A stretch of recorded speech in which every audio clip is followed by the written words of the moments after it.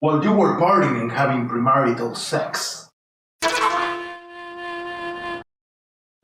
I studied the play.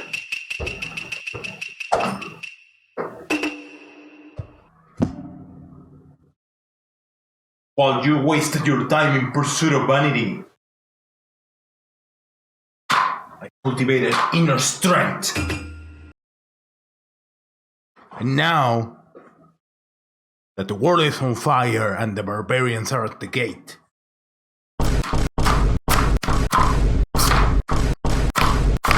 you had the audacity to come to me for help?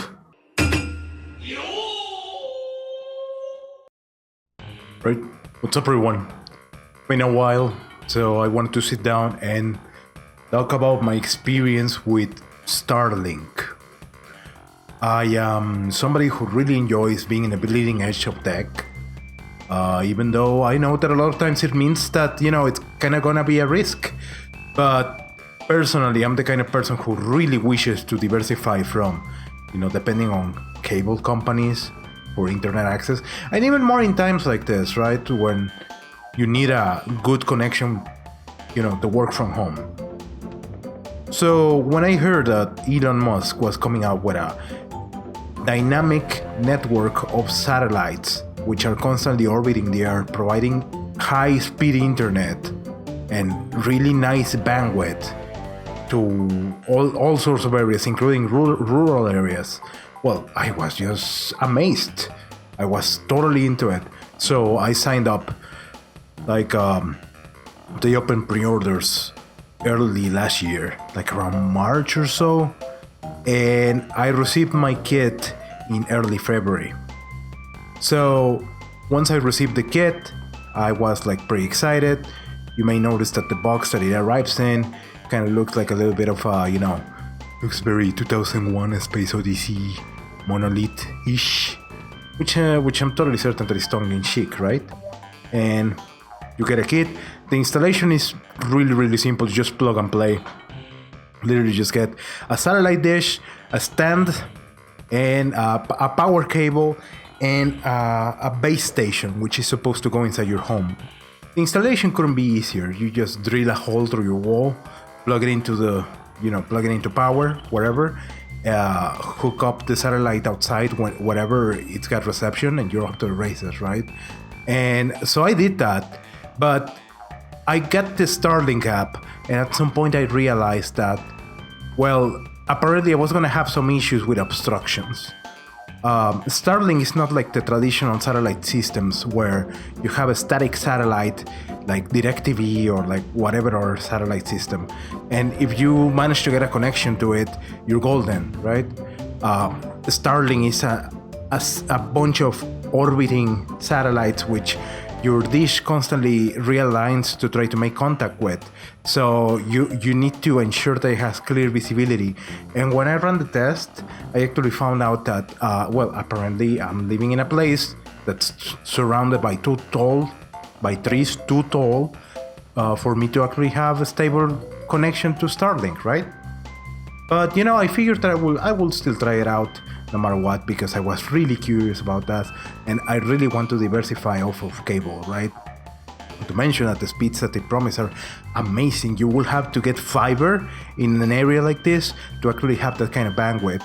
So I hooked it up, and lo and behold, it works, but it works intermittently.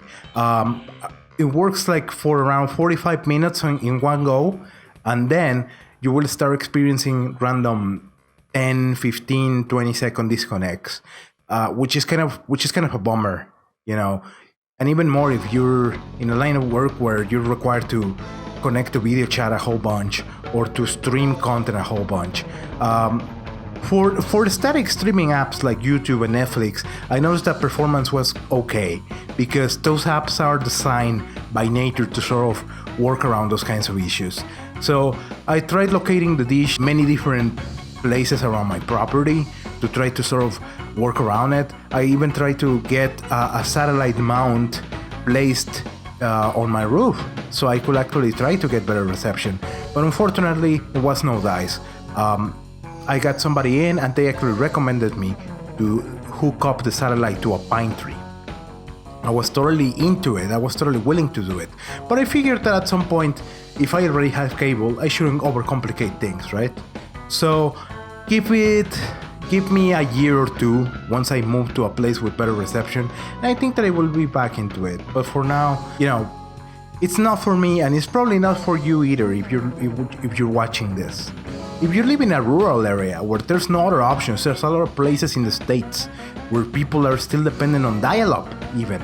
Oh, how horrible is that, right? So if you're in a rural area where there's no better options, this is probably gonna be fantastic for you. You should try it out. It costs $500 to get the original kit. As I mentioned, I eventually returned it because it didn't work out for me, so I didn't commit to doing like the whole permanent installation. In terms of speed, I mean, the rumors are true. When you get good reception, it is actually pretty nice. I got upwards of 120 something megs, 110 usually, but in bad conditions where the system was partially obstructed, it will go down sometimes to 40 something or 30 something.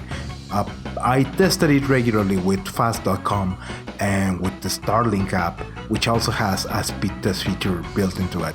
And in terms of pings, I noticed that there was a constant ping, however, which I'm still ascribing to the fact that I was in an area with not very good reception. That kind of ping will probably be a deal breaker if you're into online games or into video chat where you need very, very low latency.